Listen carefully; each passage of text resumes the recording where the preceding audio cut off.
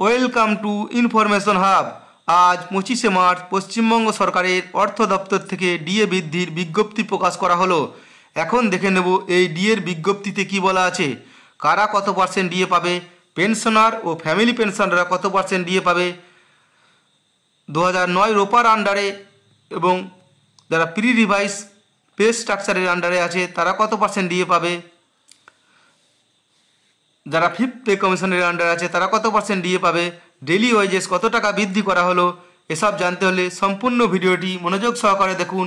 পরবর্তীতে আপডেট পাওয়ার জন্য আমার ইউটিউব চ্যানেলটি যদি এখনও পর্যন্ত সাবস্ক্রাইব না করে থাকেন এখনই সাবস্ক্রাইব করে দিন এবং ভিডিওটি শেয়ার করে সকলকে জানিয়ে দিন। ভিডিও ভালো লাগলে অবশ্যই লাইক করবেন এবং শেয়ার করবেন। আজ পশ্চিমবঙ্গ সরকারের ফিনান্স ডিপার্টমেন্ট থেকে এই বিজ্ঞপ্তিটি প্রকাশ করা হয়েছে, যার নাম ভরা হচ্ছে 1132 FP2 এবং আজকে ডেট দেওয়া হচ্ছে দেখুন 25শে মার্চ 2025।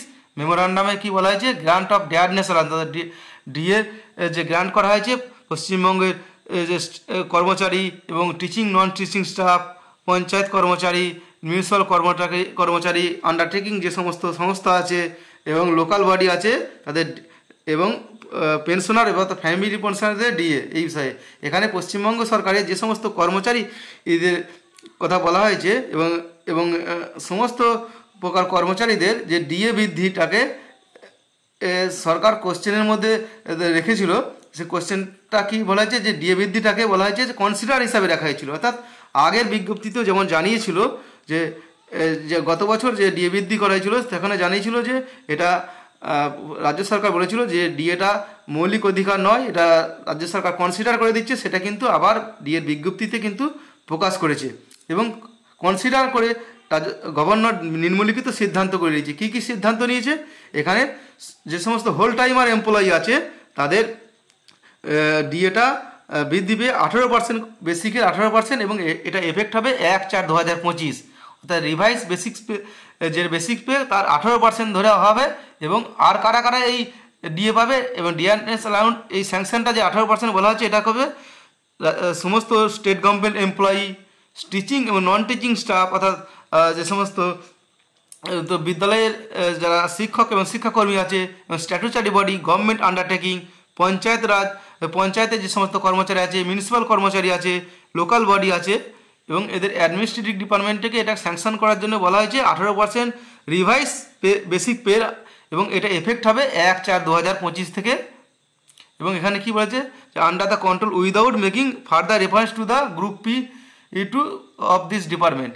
এবং এখানে আর কি বলা হয়েছে দেখুন, যারা গভর্নমেন্ট পেনশনার অথবা ফ্যামিলি পেনশনার এরাও কিন্তু 18% ডিএ পাবে। যারা রিভাইজ বেসিক পেনশন অর্থাৎ রিভাইজ ফ্যামিলি পেনশন পায় তারা 1/4/2025 থেকে, অর্থাৎ 1 এপ্রিল 2025 থেকে অর্থাৎ 25-26 যে ফিনান্সিয়াল ইয়ার থেকে তারা কিন্তু 18% ডিএ পাবে, অর্থাৎ 1 এপ্রিল থেকে এফেক্ট হবে।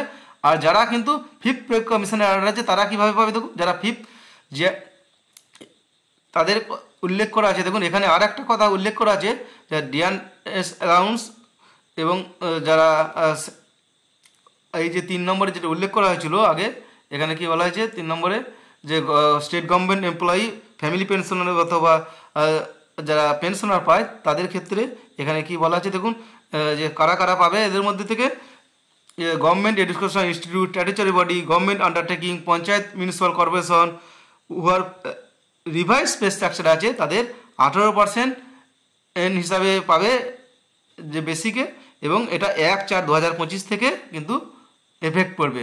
এবং এখানে 5 নম্বরে কী বলা আছে দেখুন, যারা যে প্রি রিভাইজ বেসিক পে অর্থাৎ ফিফথ পে কমিশনের আন্ডারে যারা আছে তাদের ডিএ বৃদ্ধি কিন্তু 161 থেকে 171% করে দিল, অর্থাৎ 10% বৃদ্ধি করালো।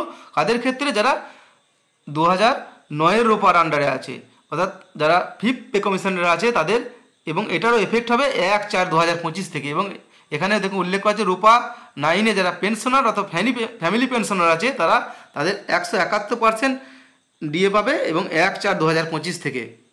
এবং এখানে আর একটা কথা বলা আছে দেখুন, ডেলি ওয়েজেস অর্থাৎ যারা নো ওয়ার্ক নো পে অর্থাৎ প্রতিদিনকার মাইন হিসাবে যারা পায় তাদের যে ওয়েজেস ছিল, যাদের ভাতা ছিল, সেই অ্যাডহক ইনক্রিজটা 22 টাকা বৃদ্ধি করা হয়েছে। যে টাকা ছিল অর্থাৎ প্রতিদিনকার জন্য 22 টাকা বৃদ্ধি করা হয়েছে। আজকের যে ডিএ বিজ্ঞপ্তি প্রকাশ করা হয়েছে এইগুলোই মেন বিষয়গুলো আপনাদের সামনে তুলে ধরলাম। অর্থাৎ ডিএ বৃদ্ধিটা যে যেমনভাবে কিছুদিন আগে বাজেটে বলা হয়েছিল, সেই বাজেটে যে ঘোষণা হয়েছিল 4% ডিএ বৃদ্ধি, সেটাই কিন্তু এখানে উল্লেখ করা হয়েছে। অর্থাৎ যারা রিভাইজ বেসিক পে আন্ডারে আছে তাদের 4% দিয়ে 18% হলো, যারা প্রি রিভাইজ বেসিক পে অর্থাৎ 2009-এর ওপর আন্ডারে আছে তাদের 171% হলো 161% থেকে, অর্থাৎ 10% বৃদ্ধি হলো। যারা 2009-এর ওপর আন্ডারে আছে যে সমস্ত পেনশনার বা ফ্যামিলি পেনশনার অথবা যাদের, এবং যারা 2019-এর ওপর অনুযায়ী আছে তাদের 4% বৃদ্ধি হলো 14% থেকে 18%। এটাই ছিল আজকের যে ডিএ বিজ্ঞপ্তির মূল যে সমস্ত কথাগুলো আপনাদের সামনে তুলে ধরলাম। তাই ভিডিওটি শেয়ার করে সকলকে এই বিষয়ে জানিয়ে দিন। পরবর্তীতে আপডেট পাওয়ার জন্য আমার ইউটিউব চ্যানেলটি যদি এখনও পর্যন্ত সাবস্ক্রাইব না করে থাকেন এখনই সাবস্ক্রাইব করে দিন। ভিডিও ভালো লাগলে লাইক করবে এবং শেয়ার করবে। ধন্যবাদ।